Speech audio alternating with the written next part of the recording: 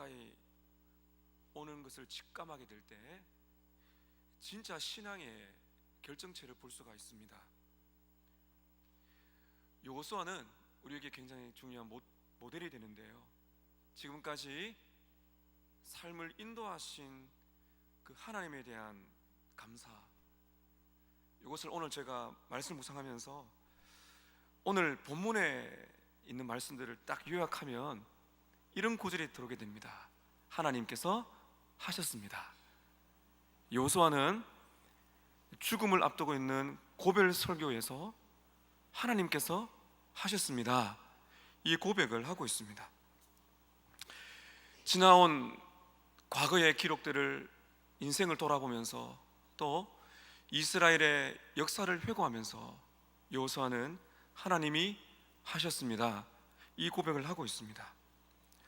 또한 자신의 죽음을 지켜보고 있는 많은 우리 형제자매들, 그리고 앞으로 일어날 자손들까지 생각하면서 하나를 덧붙인다면 무엇보다도 신실하게 살아라. 하나님이 모든 걸 하셨습니다. 그리고 하나님을 붙들고 신실하게 살아라. 이것이 오늘 말씀의 맥이라고 볼 수가 있습니다. 지난주 23장에서는 여호수아가 고별 설교 첫 번째입니다. 지도자들을 불러서 그들에게 말씀을 나누었습니다. 오늘은 24장은 모든 백성들을 다 불러 모아서 생애의 마지막 설교를 하게 됩니다. 하나님은 어떤 분이신가? 하나님의 백성들은 어떻게 살 것인가?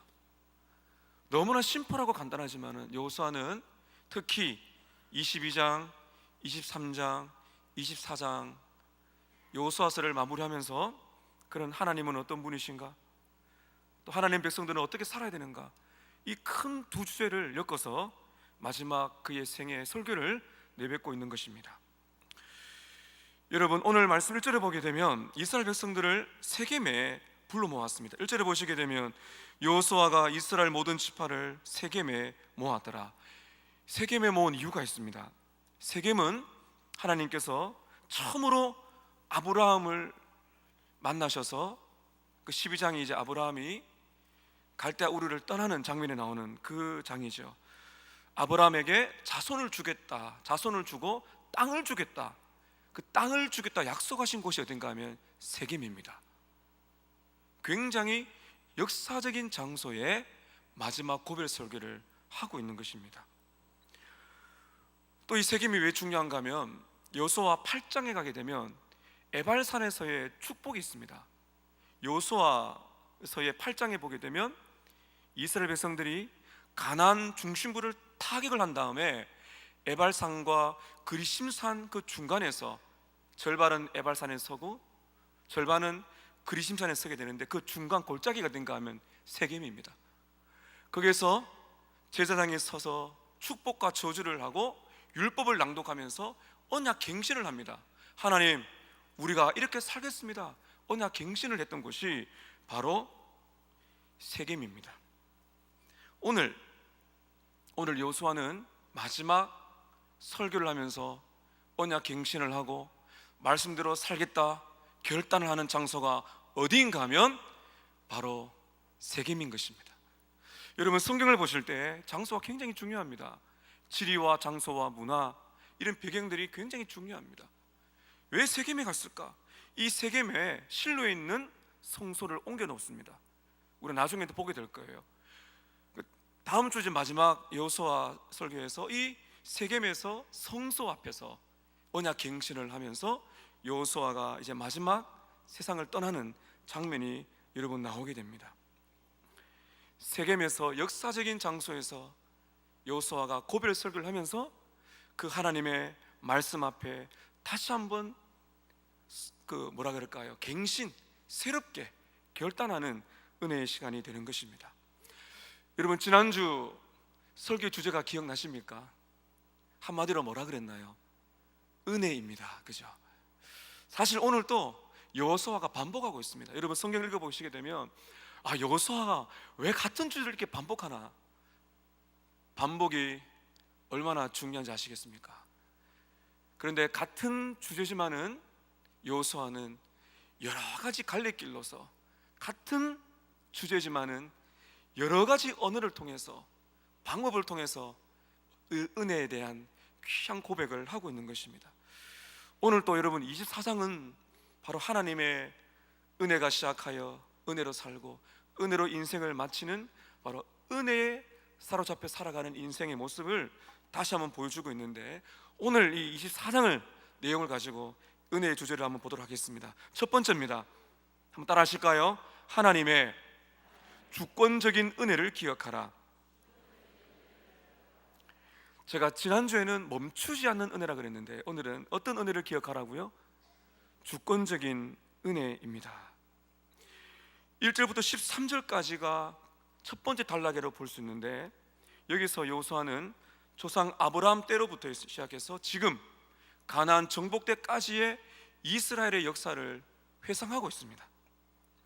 2절부터 4절까지는 창세기 이야기, 5절부터 7절까지는 출애굽 이야기, 8절부터 10절까지는 민수기 이야기, 11절에서 13절까지는 가나안을 정복하는 역사를 회고하고 있는 것입니다.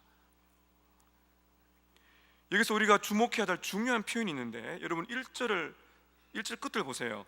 이스라엘 장로들과 그들의 수령들과 재판장들과 관리들을 부르매 모든 백성들과 함께 불러서 누구 앞에 나갔습니까? 하나님 앞에 나아갔습니다. 학자들은 이것을 이 성소 앞에 있다, 하나님의 성소 앞에 나아갔다, 굉장히 중요하죠. 그러니까 여호수아는 인생의 말기에 설교를 하면서도 결코 자기에게 주목하게 하지 않습니다. 하나님 앞에 서도록 만들어주는 것입니다. 이것이 지도자가 해야 할 일이며 목회자가 해야 될 일이며 저와 여러분들이 해야 할 일인 것입니다. 우리 인생의 마지막 순간에 뿐만 아니라 매일 살아가면서 항상 우리는 우리 중심이죠. 누가 나를 인정해 주지 않나, 누가 나를 주목해 주지 않나. 그러나 여호수아는 마지막 고별 설교 때 하나님 앞으로 가도록 만들어주고 있는 것입니다. 2절 보십시오. 여호수아가 모든 백성에 이르되, 자, 그러면서 말을 하는 주체가 누구인지 보십시오. 이스라엘 하나님 여호와께서 이같이 말씀하시니라. 누가 이 설교의 주체가 됩니까? 여호와 하나님께서 말씀하시니라. 3절 보세요. 누가 너희의 조상 아브라함을 누가라고 되어 있나요? 내가. 이 내가가 누굽니까? 하나님이십니다. 내가라는 표현, 내가 이렇게 했다, 내가 이렇게 했다는 표현이 계속 나오는 것이죠. 여호수아는 설교를 시작하는데 하나님이 말씀하신다 시작합니다. 하늘의 하나님 여호와, 이스라엘 하나님 여호와께서 이같이 말씀하시기를 하면서 내가 1인칭으로 바꿉니다. 이 1인칭이 누군가 하면 하나님이십니다. 이것이 여호수아의 고별 설교의 가장 중요한 포인트라고 말을 할 수가 있는 것입니다. 여러분 이제 함께 읽겠는데요, 하나님의 주권적인 은혜가 이스라엘을 어떻게 인도하셨는지를 여러분 보셔야 됩니다. 이것이 역사를 바라보는 성도의 관점인 것입니다. 우리가 인생을 다 살고 나서, 지금도 마찬가지입니다. 항상 우리가 보는 역사관은, 우리가 보는 세계관은 하나님께서 이렇게 하셨다는 하나님 중심의 사고가 중요한 것입니다. 이것이 오늘 우리의 모든 문제를 해결하고 여러분과 가족과 우리 서머나교회와 한국교회와 이 나라 민족과 북한, 미국의 정상회담을 통치하시고 이끌어 가시는 하나님의 주권적인 역사를 보는 저와 여러분이 반드시 가져야 될 하나님 중심의 사고입니다. 여러분 이것이 얼마나 중요한지 모릅니다. 조나단 에드워즈 목사님이 이렇게 말했습니다. 우리의 사고의 강물이 방향이 바뀌어야 된다 그랬어요. 여러분의 사고가 어디로 흐르고 있나요? 계곡에 오면은 급류가 쏟아집니다. 여러분의 인생의 사고의 급류가 지금 어디로 흐르고 있나요? 주권적인 하나님의 은혜가 우리의 삶을 지배하고 이끌어가고 있다는 것을 항상 여러분 기억하셔야 우리가 실수하지 않고 넘어지지 않습니다. 2절부터 보겠습니다. 2절부터 4절까지는 창세기 이야기를 합니다. 여호수아가 모든 백성에 이르되 이스라엘 하나님 여호와께서 이같이 말씀하시기를 옛적에 너희의 조상들 곧 아브라함의 아버지 나홀의 아버지 데라가 강 저쪽에 거주하여 다른 신들을 섬겼으나, 아브라함의 아버지 데라는 누굽니까? 우상 숭배자입니다. 갈대아 우르를 말하고 있는 것이죠. 창세기 11장 끝 그리고 12장 그 사이를 말하는 것입니다. 메소포타미아 지역 우상 숭배자가 아브라함이었어요. 아브라함은 우상 숭배자입니다. 여러분 잘 보십시오. 3절에 주체가 누구로 바뀝니까? 내가, 하나님 말씀이시다. 내가 너희의 조상 아브라함을 강 저쪽에서 이끌어내었다. 이끌어내었다. 유브라테스 강을 말하는 것입니다. 내가 너희의 조상 아브라함을 이끌어내었다. 이끌어내었다는 것은 지금 우리식으로 말하면 하나님의 부르심과 그리고 거듭남을 말하는 겁니다. 창세기 12장은 아브라함의 회심을 말하는 거죠. 하나님이 부르셔서 그가 본토 지척 아비 집을 떠납니다. 그것은 하나님의 효과적인 부르심, 신학적으로 소명그러죠. 하나님이 여러분을 부르셨어요.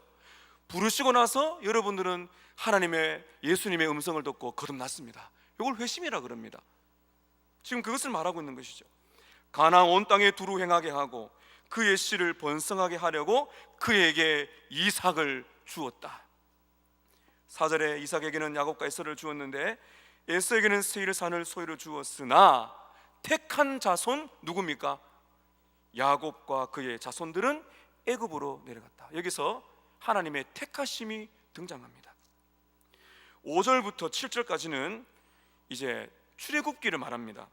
내가 모세와 아론을 보내었고 내가 애굽에 재앙을 내렸고 곧 내가 그들 가운데 행한 것과 같이 그 후에 너희를 인도하여 내었다. 6절에 내가 너희들의 조상을 애굽에서 인도하여, 출애굽을 말하는 것이죠. 바다 홍해에 이르게 한즉 애굽 사람들이 병거와 마병을 거느리고 너희의 조상들을 홍해까지 쫓아오므로 7절입니다. 너희의 조상들이 나 여호와께 부르짖기로 내가 너희와 애굽 사람들 사이에 흑암을 두고 바다를 이끌어 그들을 덮었나니 내가 애굽에서 행한 일을 너희의 눈이 보았으며 또 너희가 많은 날을 광야에서 거주하였느니라. 광야 시기를 또한 말을 하고 있습니다. 8절부터 10절까지는 민수기입니다. 내가 또 너희를 인도하여 요단 저쪽에 거주하는 아모리 족속의 땅으로 들어가게 하매, 요단 동쪽을 말하는 것입니다. 요단을 건너기 전에 요단 동쪽을 말하는 것입니다. 그들이 너희와 싸우기로 내가 그들을 너희 손에 넘겨주매 너희가 그 땅을 점령하였고 나는 그들을 너희 앞에서 멸절시켰으며 바산한 옥 시온, 이 요단을 건너기 전에 전쟁을 지금 말하고 있는 것입니다. 나는 그들을 너희 앞에서 멸절시켰다. 9절입니다. 모압 왕 십볼의 아들 발락이 일어나 이스라엘과 싸우더니 사람을 보내어 부올의 아들 발람을 불러다가 너희를 저주하게 하였으나, 이거 기억나십니까? 발람을 통해서 저주하게 했는데, 자 10절 함께 읽을게요. 10절 시작.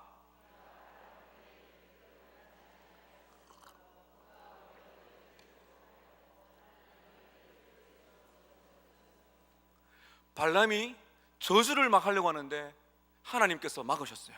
내 백성을 저주하지 마라. 하나님이 축복으로 발람의 이름을 바꾸셨습니다. 사랑하는 여러분, 여러분이 정말 예수를 믿는다면 여러분에게는 저주가 없습니다. 악을 선으로 바꾸신다고 창세기 50장에 요셉의 입을 통해 말씀하셨습니다. 비극이다, 나는 끝났다, 절망이다 말하지 마십시오. 하나님은 저주를, 고통을, 고난을, 아픔을 축복으로, 복으로, 선으로 바꾸신다고 오늘 분명히 내가 하겠다고 약속하신 것이에요. 모든 것을 합력하여 선을 이루시는 하나님의 주권적인 은혜를 말하고 있는 것입니다. 11절부터 13절까지는 비교적 여호수아가 가장 가까운, 본인이 경험한 그 사건 중에 가장 가까운 시기, 가나안 정복을 말하는 것이죠. 너희가 연한을 건너 여리고에 이른즉 여리고 주민들 곧 아모리 족속과 브리스 족속과 가나안 족속과 헷 족속과 기르가스 족속과 히위 족속과 여부수 족속이 너희와 싸우기로 내가 그들을 너희 손에 넘겨 주었으며 내가 왕벌을 너희 앞에 보내어. 이 왕벌이 뭐냐? 이건 진짜 벌을 말하는 것이 아니라 그들에게 공포심 또는 천사 등등으로 보고 있습니다. 중요한 것은 무엇인가 하면 아모리 족속의 두 왕은 가나안 족속의 그 당시의 대표적인 왕을 말합니다. 너희 앞에서 쫓아내게 하였나니, 그 다음에 잘 보십시오. 자, 그 다음부터 13절까지 함께 읽습니다. 시작. 너희의 칼이나 너희의 활로서 이같이 한 것이 아니며 내가 또 너희가 수고하지 아니한 땅과 너희가 건설하지 아니한 성읍들을 너희에게 주었더니 너희가 그 가운데 거주하며 너희는 또 너희가 심지 아니한 포도원과 감람 열매를 먹는다 하였느니라. 여러분, 하나님의 역사는 내가라고 계속 점철되고 있습니다. 우리의 인생도 마찬가지가 아니겠습니까? 우리는 자랑할 것이 없습니다. 우리가 정말 열심히 살고 신앙생활 하려고 노력한 거 하나님 아십니다. 그러나 여러분, 오늘 말씀 다시 보세요. 12절 끝을 보세요. 너희의 칼이나 너희의 활로서 이같이 정복한 것이 아니다. 그들은 칼을 휘둘렀습니다. 그들은 죽기 살기로 싸웠습니다. 그런데 하나님 뭐라 그러세요? 너희의 칼이나 너희의 활로서 정복한 것이 아니다. 너희들이 그렇게 순종한 건 맞지만은 궁극적인 승리는 누가 주신 것이라고요? 하나님이 하셨다는 것입니다. 내가 너희의 수고하지 아니한 땅과 너희의 건설하지 아니한 성읍들을 너희에게 주었다. 여러분, 젖과 꿀이 흐르는 땅은 누구의 땅입니까? 그 주인이 누굽니까? 하나님의 땅입니다. 하나님의 땅을 주셨기 때문에 말씀하는 것이죠.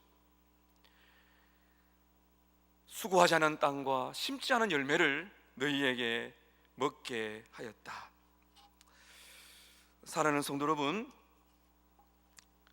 여호수아는 인생을 돌아보면서 아브라함부터 시작해서 지금까지 그의 인생까지를 돌아보고 있습니다. 이 모든 것이 하나님의 전적인 은혜라고 말하고 있는 것입니다. 여러분, 잊지 마시기 바랍니다. 하나님의 말씀입니다. 내가 하였다. 내가 하였다. 내가 주었으며 내가 이끌었으며 내가 먹게 했고 내가 너희에게 선물로 땅을 주었고 내가 너희에게 먹을 것과 입을 것과 물질을 주었으며 내가 너희에게 자손을 주었으며 내가 너희에게 서머나 교회를 주었으며 내가 너희에게 이 모든 것을 주었다. 이것을 잊어버리게 되면 자랑합니다. 내가 드러납니다. 자꾸 성도들이 엉뚱한 이야기를 합니다. 이것을 아는 사람은 말을 조심합니다. 하나님을 두려워합니다. 하나님이 하셨지요. 이스라엘은 자랑할 것이 없습니다. 여러분, 오늘 이 자리에 있는 우리들도 하나님의 전적인 은혜로 살아온 인생이 아니겠습니까? 영원한 멸망으로 가는데 나사로야 나오라 부르신 그 주님의 음성처럼 우리를 불러주셔서 우리가 죄악에서 건짐을 받았습니다. 예수님께서 우리를 죄를 대신하여 우리를 위하여 죽으시고 우리에게 큰 사랑을 보여주셨습니다. 우리가 많은 고난과 어려움 속에서도 신실하게 하나님은 우리를 인도해 주셨습니다. 어디까지요? 오늘 여기까지. 여러분이 태어나기 전에 여러분을 기억하시고 택하신 하나님께서 이 순간까지 내가 너희들을 그렇게 택하고 부르고 거듭나게 하고 살게 하고 거룩하게 만들어가고 여기까지 너희의 가정을 이끌었다. 내가 구원받을 만한 일을 해서 내가 구원을 받았습니까? 여러분, 그렇지 않습니다. 오늘 하나님이 여호수아를 통해 하신 말씀이 그거잖아요.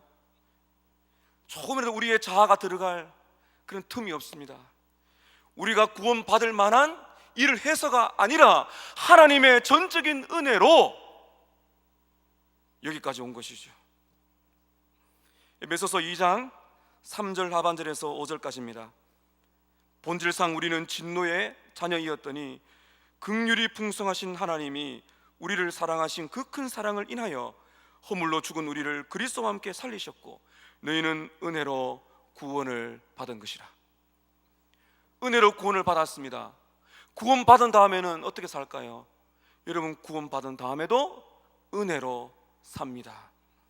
고린도전서 15장 18절입니다. 따라 하십시다. 내가 나 된 것은 하나님의 은혜로 된 것이니 내게 주신 그의 은혜가 헛되지 아니하여 내가 모든 사도보다 더 많이 수고하였으나, 그 다음 잘 들으십시오. 한번 따라 하십시다. 내가 한 것이 아니요. 다시 한번, 내가 한 것이 아니요. 내가 한 것이 아니요. 오직 나와 함께 하신 하나님의 은혜로다. 할렐루야. 내가 모든 사도보다 더 많이 수고했어요. 바울처럼 그렇게 수고한 사람이 누가 있겠습니까? 그럼 바울이 지금 뭐라고 말합니까?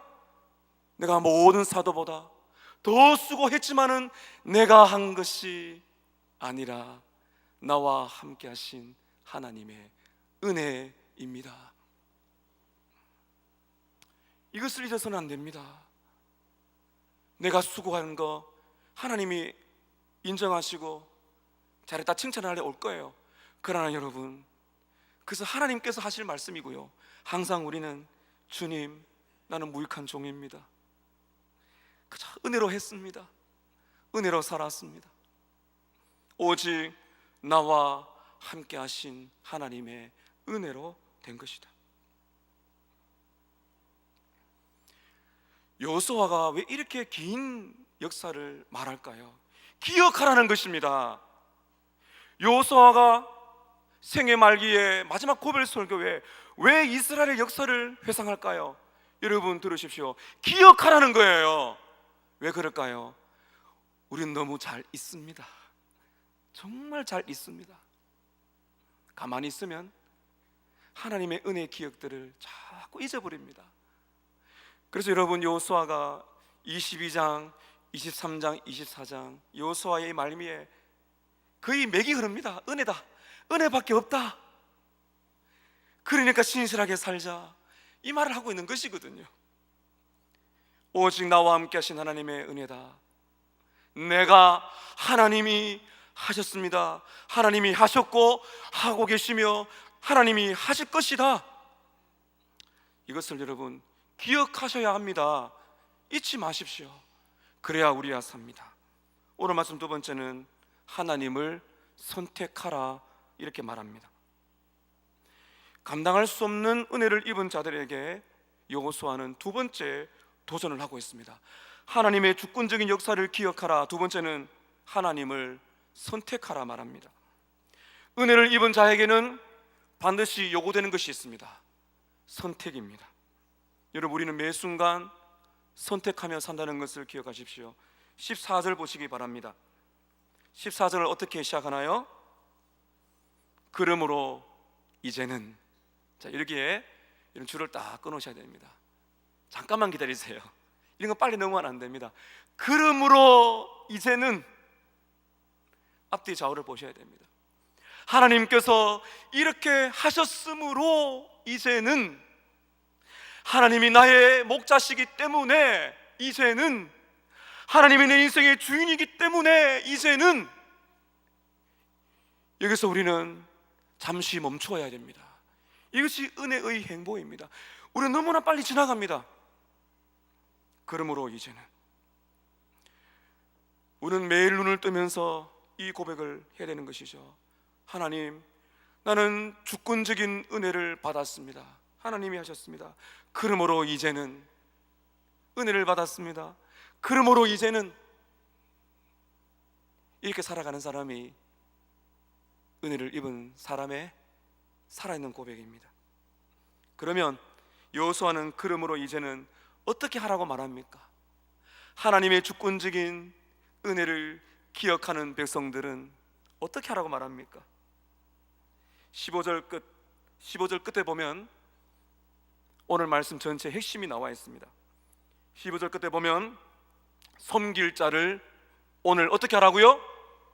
택하라. 섬길 자를, 너가 섬길 자를 택해라.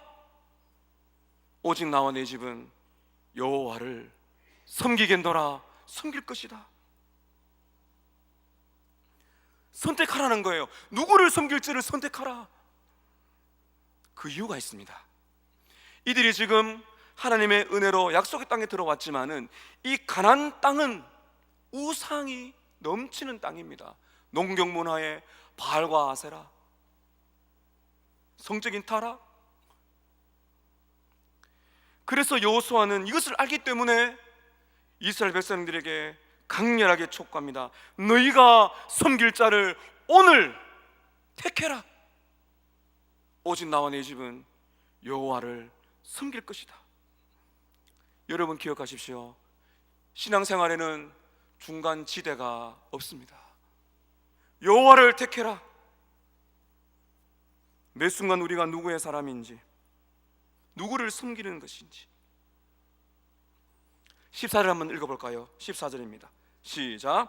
그러므로 이제는 여호와를 경외하며 온전함과 진실함으로 그를 섬기라. 너희의 조상들이 강 저쪽과 애굽에서 섬기던 신들을 치워버리고 여호와만을 섬기라. 이 섬기라는 것은 현재 강조법이고 진행형이며 미래까지 무슨 말입니까? 실존적인 촉구를 말하고 있는 것이죠. 오늘, 내일, 아니 매 순간마다 내 인생을 살아갈 동안에 매 순간마다 선택하라는 거예요. 매 순간마다 여러분께서 선택하라는 것입니다. 하나님이냐 우상이냐, 하나님이냐 돈이냐, 하나님이냐 명예냐, 하나님이냐 가족이냐, 무엇이 제일 중요한가를 날마다 매 순간마다 선택하라. 하나님의 영광스러운 촉구가 우리에게 여호수아를 통해서 오고 있는 것입니다. 여호수아는 구체적으로 어떤 선택을 하라 말합니까? 우리 좀 전에 보았습니다. 누구를 섬길 것인지 섬길 자를 선택하라고 말하고 있는 것입니다. 우리가 좀 전에 읽었죠. 14, 15절에 너희들의 섬길 자를 선택하라. 여러분, 섬긴다는 이 단어는 경배한다는 뜻입니다. 원문에 보면 너희들이 예배드릴 자, 경배할 자를 선택을 해라, 이런 것이죠. 24장 한 장만 해도 16번이 나와요. 그런 제일 중요한 말이죠. 지금 여호수아가 마지막 설교를 하면서 계속 무슨 말을 합니까? 은혜를 입은 자들이여 선택을 해라. 섬길 자를 선택을 하라. 누구를 섬길지, 누구를 섬길지, 누구를 예배할지, 누구를 경배할지 섬기라. 그 섬길 자를 선택하라. 이렇게 지금 말하고 있는 것이죠. 한마디로 말하면 은혜를 입은 백성들이여 너희들의 섬길 자는, 너희들이 경배할 자는 한 분밖에 없다. 오직 여호와 한 분이시다. 이것을 잊지 말라는 표현을 매 순간 선택하라, 도전을 하고 있는 것입니다. 하나님을 섬기는 데 필요한 것이 있습니다. 여러분 14절을 보세요. 하나님을 섬기는 데 필요한 것도 있는데 첫 번째는 무엇인가 하면 경외함입니다. 14절에 보면 그러므로 이제는 여호와를 경외하며, 여호와를 경외하며. 여러분, 경외가 무엇입니까? 거룩한 두려움이죠. 우리의 아버지가 되시기 때문에 가까이 나아갈 수 있지만은 초월자, 천지를 창조하신 그 하나님 앞에 섰을 때 내가 얼마나 미약한 존재인지, 내가 얼마나 나약한 존재인지, 그러나 이 약한 존재를 이토록 사랑하신 하나님에 대한 경외감이죠. 비행기를 타고 여러분 하늘 위로 쫙 구름이 밑에 있습니다. 일종의 경외감이 느껴집니다. 그 광활한 하늘을 보세요. 누가 나 창조하셨는가? 거대한 자연을 보세요. 여러분 그를 생각하시면 됩니다. 거대한 자연 앞에 서게 해보세요. 그 앞에서 얼마나 우리가 왜소합니까? 바로 그것을 말하는 것입니다. 하나님을 경외하는 마음이 없이는 하나님을 경배할 수가 없다는 것입니다. 또한 여러분, 우리는 어떻게 섬길 수가 있나요? 14절 보십시오. 온전함으로 그를 섬기라. 온전함이라는 것은 100% 전적으로 섬기라는 겁니다. 내 있는 모든 것을 내 뜻과 마음과 정성을 다하여 온전히 하나님께 예배하고 섬기라. 그 다음에 진실함인데, 이 진실함은 신실함입니다. 성실하게, 충성스럽게. 주일날 우리가 설교를 들었죠. 그 충성이 바로 신실함이거든요. 하나님 앞에 내가 하나님께서 약속에 신실하신 것처럼 나도 충성스럽게 신실하게 그 말씀에 아멘 하는 신실함으로 살아가야 한다는 것입니다. 그 다음 여러분, 어떻게 우리는 하나님을 섬길 수가 있습니까? 하나님이 아닌 다른 우상들을 치워버리는 것이 하나님을 섬기는 것이라는 것이죠. 하나님을 섬긴다고 말하는데 우상을 그냥 두면 안 된다는 것이죠. 그 하나님을 섬기는데 그냥 두면 안 됩니다. 두 사람이 결혼했는데 두 사람 중간에 다른 이성이 끼어들면 안 되죠. 치워야 됩니다. 있어서는 안 됩니다. 하나님을 섬긴다, 예배한다는 것은 우상을 치우는 것입니다. 하나님이 아닌 다른 것들에 집착하는 것이 보인다면 철저히 십자가에 못 박는 일들을 함으로써 우리는 하나님을 진정으로 예배할 수가 있다는 것입니다. 여러분, 마음을 한번 정직하게 돌아보십시다. 하나님을 경외하는 마음이 있으십니까? 하나님께서 신실하게 약속을 지키신 것처럼 여러분들도 신실하게 하나님 말씀 순종하고 싶은 그런 갈망이 있으십니까? 하나님이 아닌 다른 것에 붙잡고 집착하고 자꾸 생각나고 그런 우상들 버리기를 원하십니까? 참된 성도라면 그 마음이 있습니다. 깊이는 지금 우리의 신앙 상황에 따라 다르지만은 그것이 없다는 것은 거듭나지 않은 사람이에요. 하나님을 가장 높이고 싶고 그분을 경외하고 내 사랑하는 아버지 주님을 찬양하고 싶습니다. 마음이 있어야죠. 하나님이 아닌 다른 것들에 내가 목말라 살아온 거 부끄러워해야죠. 생명 주신 이 말씀 넘어지고 자빠지지만 그러나 이 말씀대로 살고 싶은 열망이 있어야지요. 그것이 바로 하나님의 택한 백성이라는 것입니다. 오늘 하나님께서는 이스라엘 백성들에게, 우리들에게 말씀하십니다. 너가 살아가는 이 세상은 만만치 않다. 은혜를 받고 살아가면 그 일터에서 만나는 많은 사람들을 속에서 우리는 공격을 받고 유혹을 받고 시련을 받습니다. 누구를 섬길지 택하라. 누구를 섬길지 택하라. 여러분, 예수님은 말씀하셨죠. 하나님과 돈을 겸하여 섬길 수가 없다 말씀하셨습니다. 야고보는 말합니다. 세상과 벗이 되는 것은, 세상과 친구가 되는 것은 하나님과 원수가 되는 것이다. 야고보서에 그렇게 말씀했죠. 하나님 백성들은 자기 중심성에서 벗어나서 하나님 중심으로 인생의 방향이 옮겨진 사람을 말합니다. 그런데 여러분, 이 시간 정직하게 우리 마음을 지금 돌아보면 여기 우리 모두는 타락한 인간의 본성이 있어서 세상의 헛된 것을 임을 알매도 불구하고 그것이 제일 중요하지 않다는 것을 알매도 불구하고 그것에 내 마음이 생각이 다 빼앗겨서 하나님을 묵상하지 않고 지날 때가 많습니다. 여러분, 죄송하지만 그것이 우상 숭배입니다. 내가 급할 때 무엇을 찾는가를 보면 합니다. 내가 물질을 어디에 많이 쓰는가를 보면 합니다.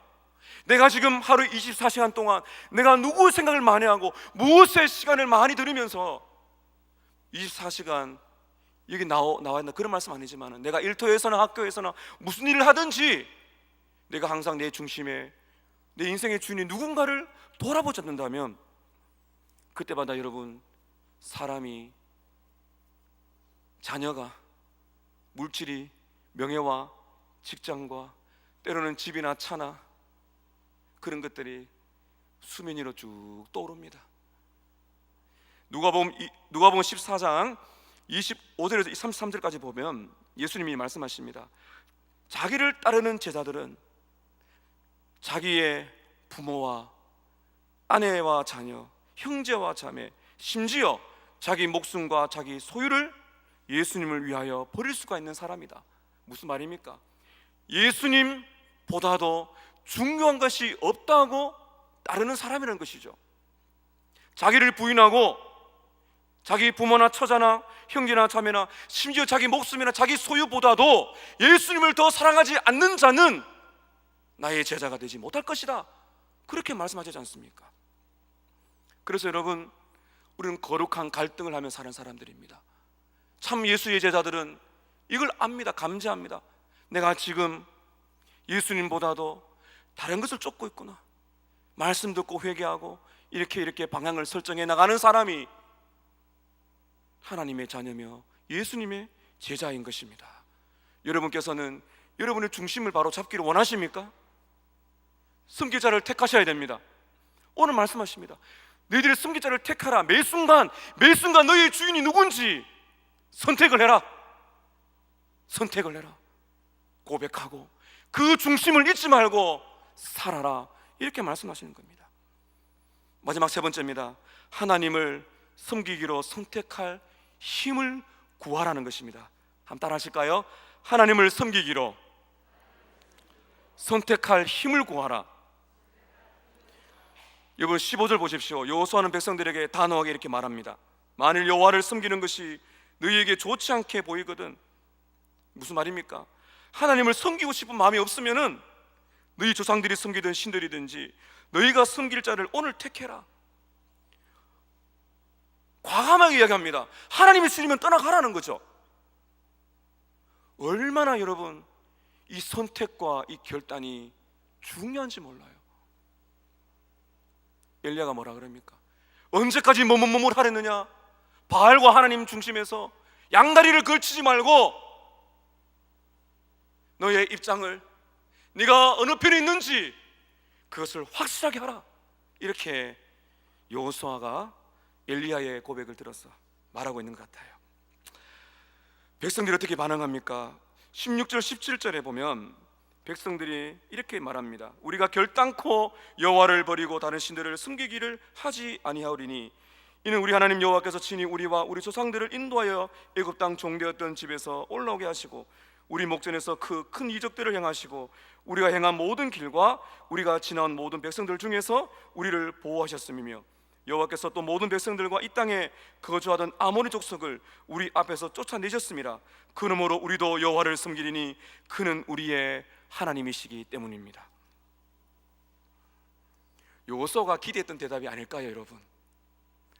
저와 여러분이 여호수아라면 어떻게 될까요? 그래, 내 마음이 너무 시원하다. 너희들 이제 믿고 내가 하나님께로 가도 되겠다. 잘했다. 내가 참 잘 가르쳤구나. 이렇게 하겠죠. 여러분, 그런데요, 여호수아가 찬물을 딱 끼얹습니다. 19절 읽어볼까요? 시작.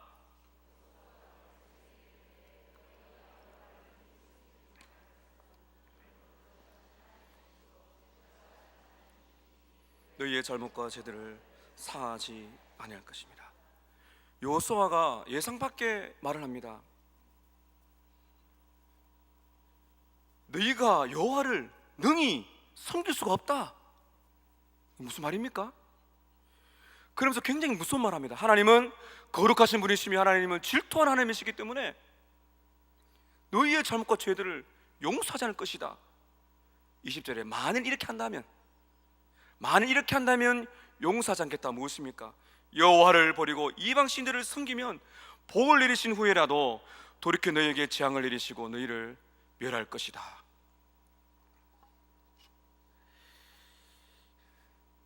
왜 이렇게 말을 했을까요? 여호수아의 의도가 무엇일까요? 이런 것입니다. 하나님은 어떤 분이시라고요? 19절에 하나님은 거룩하신 분이십니다. 하나님을 질투하시는 하나님이기 때문에 이런 말입니다. 너희들의 결심과 너희들의 힘으로는 능히 하나님을 섬길 수가 없다. 다시 말하면은 16절에 18절까지는 이스라엘 백성들이 자신만만한 거예요. 우리 그렇게 안 갈 거예요. 우리는 하나님만 섬길 것입니다. 할 수가 있습니다. 여호수아가 그들의 마음을 간파한 것입니다. 인생을 살아보니 안 것입니다.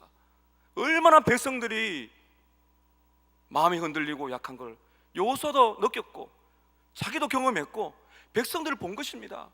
자신만만하게 우리도 여호와를 섬길 것입니다, 그분은 우리의 하나님이 됐을 때 아멘 하지 않고 이렇게 말하죠. 너희가 능히 섬길 수가 없다.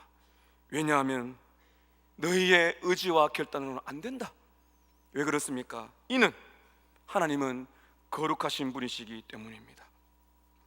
그리고 하나님께서는 질투하시는 분이시기 때문입니다. 여러분, 무슨 말입니까? 하나님은 거룩하시다는 거예요. 그 거룩하신 하나님 앞에서 설 자가 누가 있겠는가? 이걸 아느냐 하는 것입니다. 너희들이 조금도 죄가 없이 거룩한 하나님 앞에서 설 수가 있겠느냐? 그 다음에 하나님은 어떤 하나님이시라고요? 질투하는 하나님이십니다. 하나님은 왜 질투하십니까? 질투하신다는 것은 하나님의 열정을 말하는 것입니다. 하나님은 자신의 영광을 위한 자기의 열심을 가지고 있어요. 무슨 말입니까? 하나님 자신의 영광을 다른 데 돌리는 것을 하나님은 참을 수 없어 하세요. 우리가 하나님이 아닌 다른 것에 영광을 돌리고 다른 것을 붙들고 다른 것에 집착하게 되면 하나님을 질투하십니다. 아무리 아내와 남편이 사랑스러워도 하나님보다 사랑해서는 안 됩니다. 그 예수님의 말씀이잖아요. 하나님을 가장 사랑했을 때 우리는 부부와 자녀의 가정생활이 복된 것처럼 하나님 위에 있어서는 안 돼요. 하나님은 질투하는 하나님입니다. 너희들이 정말 조금도 흠이 없이 하나님만을 이렇게 섬길 수가 있겠느냐? 무슨 말입니까? 하나님을 섬기겠다고 결단하는 것은 얼마나 심각한 위대한 결단인지 너희가 알고 있느냐? 함부로 자신만만하게 할 수 있는 선택의 결단이 아니라는 것입니다. 21절의 백성들이 이렇게 말하죠. 여호수아에게 말하되 아닙니다, 우리가 여호와를 섬기겠습니다 하는지라. 백성들이 하나님을 섬기겠다 다시 한번 말을 하죠. 22절에 여호수아가 다시 한번 말합니다. 대화가 이어지죠. 여호수아가 백성에 이르되 너희가 여호와를 택하고 그를 섬기리라 하였으니 스스로 증인이 되었느냐 하니 백성들이 뭐라 말합니까? 우리가 증인이 되었습니다.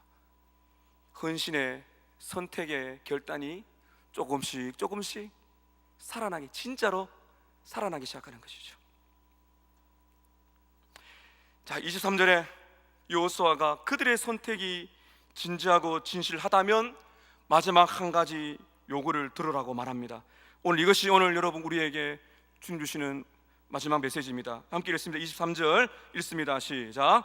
여호수아가 이르되 그러면 이제 너희 중에 있는 이방 신들을 치워버리고 너희의 마음을 이스라엘 하나님 여호와께로 향하라. 여러분, 우리 여기서 충격적인 사실을 보게 됩니다. 이스라엘 백성들은 하나님의 역사를 보았습니다. 여리고성이 무너진 것을 봤어요. 아니, 그 전에 요단 강물이 멈추서는 것을 봤습니다. 태양이 머무는 것을 봤습니다.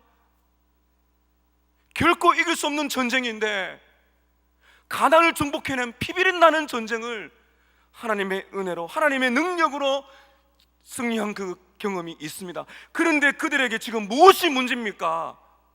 그들 안에 무엇이 있다고요? 지금 우상이 있다는 것입니다.